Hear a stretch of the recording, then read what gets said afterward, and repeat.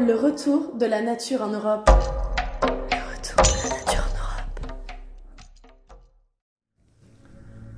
Bonjour à tous, dans ce premier épisode de Nature Europe, aujourd'hui on va parler de la réintroduction du bison d'Europe, animal emblématique du continent, puisqu'il est le plus grand mammifère d'Europe. C'est un animal très imposant, mais il fait environ 2 mètres pour 350 à 600 kg pour les femelles et de 600 kg jusqu'à 1 tonne pour les mâles. C'est également un animal très ancien puisqu'il est rescapé des temps préhistoriques. Il est apparu il y a 10 000 à 15 000 ans. Une grande partie de son habitat a disparu et l'espèce s'est raréfiée à cause de l'expansion de l'agriculture dès la crise agricole. C'est un animal qui a été persécuté par la chasse. Le bison d'Europe il s'est éteint à l'état sauvage en 1927. Heureusement, pendant les 50 dernières années, des programmes d'élevage et de réintroduction ont été mis en place en Europe. Il y a un siècle, ils étaient plus qu'une cinquantaine, tous derrière des barreaux, dans des zoos un peu partout en Europe. Et aujourd'hui, ils sont plus de 6000 en liberté grâce à une mobilisation exemplaire. Ils sont désormais classés espèces quasi menacées.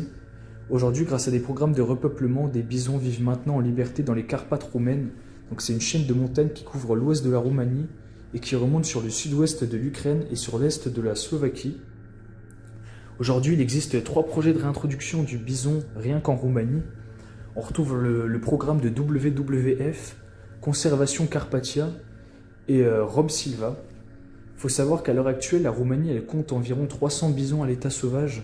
Mais maintenant, le dernier défi, ce serait de créer une connexion entre les bisons sauvages et ceux en captivité pour un mélange des différents gènes et donner une population homogène. Grâce à son régime alimentaire et son gabarit, la réintégration de l'animal elle profite aussi aux ours, mais aussi aux loups, aux oiseaux et même aux grenouilles de la région.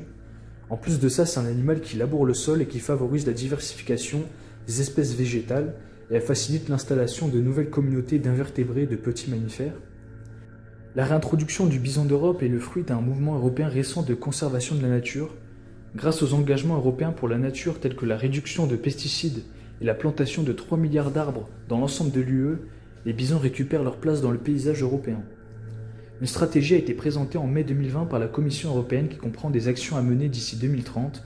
Je vous mets le lien en description. Tout récemment, le Parlement européen a adopté le projet de loi sur la restauration de la nature le 27 février. Voilà, c'est la fin de cet épisode sur la réintroduction du bison d'Europe. N'hésitez pas à vous abonner pour ne pas louper les prochains podcasts, quelle que soit l'application que vous utilisez pour écouter.